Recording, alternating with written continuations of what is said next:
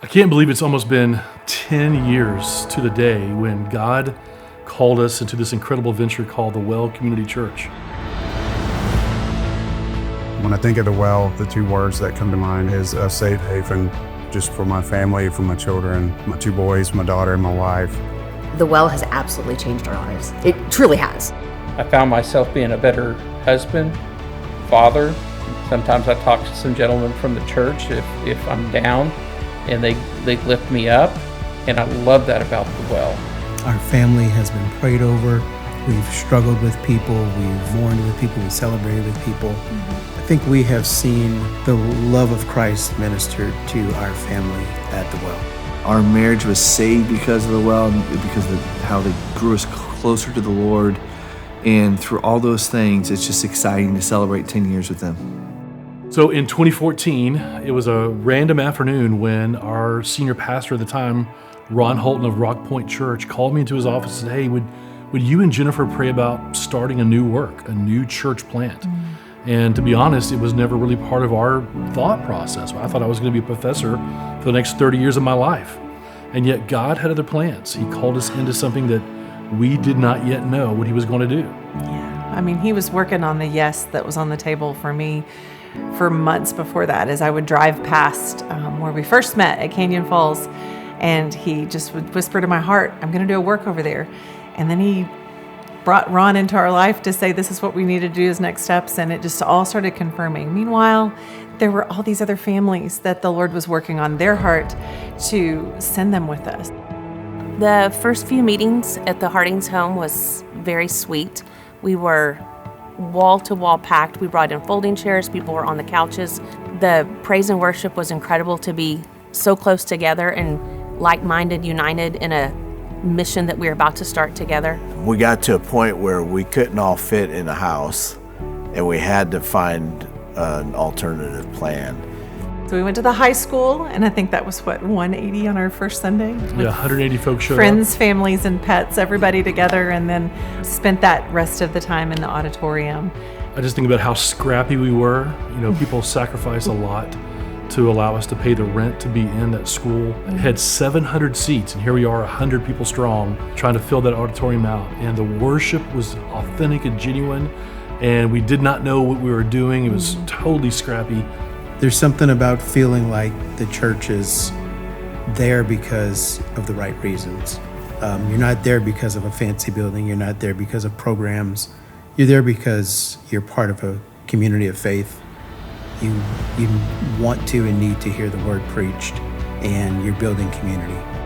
By the grace of God and the mercy of God, he brought us to the Well because he knew we needed rescuing in our marriage. And by that, he poured people into our lives to walk a journey with us. What drew us to the Well was the biblical aspect. It's a lot of Bible teaching. And before going to the Well, expanding our family has always been a desire and a placement in my heart from the Lord.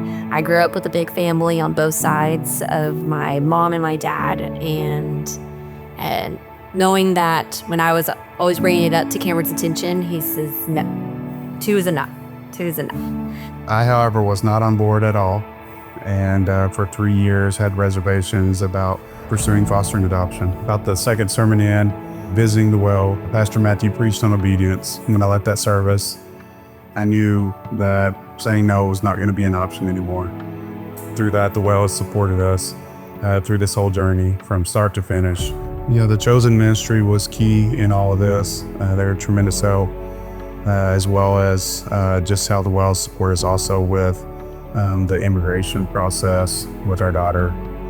I want to say that before Miriam arrived, the waiting period, looking back on it, was more of a preparation period. And so through that period is where we had the opportunity to re-engage. Knowing what the Lord was doing at that time, it was all in his good work and his good timing. And so re-engage really bonded us closer in preparation for what was to come at the time. But we just love people. We preach the word of God faithfully. And God did what God promised he would do. What Christ said, "I will build my church." And he did. And even when we had like 180 people coming, I think about Russell Perkins, who used to get up at 6 a.m. to come and open the building and sit with us, and Jessica Meyer. And gosh, I think of the people in children's ministry, Darren and Tracy Johnson, and Josh and Stephanie King, and Ed was towing that trailer every Sunday to put up children's ministry. It took a lot of work. There were 140 people in the building. I think most of them were in the back scenes making things happen. One thing I'll never forget is, and I don't think anybody will ever forget, is loading and unloading those trailers week after week. It was a chore, but in service to God, it was enjoyable for sure. I don't know what he called it, but like we would tear down the children's area. We would set up tables back to like what we had to do for the incoming school for Monday. We would bring in lunch, and then afterwards we would do a baptismal. It was like a portable one we had around back. We put the water hose in, fill it up, and then we would sing a cappella, which was pretty cool. That was kind pretty of cool. Be like about 150 people out there. One of our children was baptized in that portable baptismal. That's right. So, yeah. Yeah, so that was pretty cool, just that experience. Yeah. Yeah, it seems that just a few years into our vision of a church plant, we knew we didn't want to stay in the school long term. We knew that was only a temporary spot. So we began to pray, God, what would you have for us as far as land or property? And through a couple of heartbreaks, thinking we found the right place, God eventually opened a door where we could buy the 30 acres that we're sitting on, and that we had the possibility to raise the money to pay off the land, and then to build the beautiful building, our very first building that we have today. And we're so proud of what the Lord has done. We got to see ground broken on the new property. We celebrated Fall Festival before there was a building there. We've done some grounds work, just kind of getting the property in shape. We wrote verses on the floor in church. That was real special that night. Yeah, I think we actually sit on top of the passages that we wrote every Sunday morning, which is really special. Yeah. A special memory for our family is that when we were in this building and preparing to provide a space for people to be comfortable, before the carpet was even laid, people were asked to bring verses to the church, and with Sharpie write on the concrete before the carpet was even laid. We found the spot underneath the stage where if a couple were being married, they would be standing directly over that spot. And little did we know that the first wedding in our church was the marriage of our daughter Danielle to the Harding's son, John. I often say I think the DNA of those early days has been replicated in how our people love on each other and care for each other and dig in the dirt for the marriage issues. And it's just been neat to see that replicate, and every Sunday we get to see the work of God in His church. We got baptized about 1.5 years ago, and it was, about a year in the works prior to that of really coming to know Jesus much better, getting closer to Christ.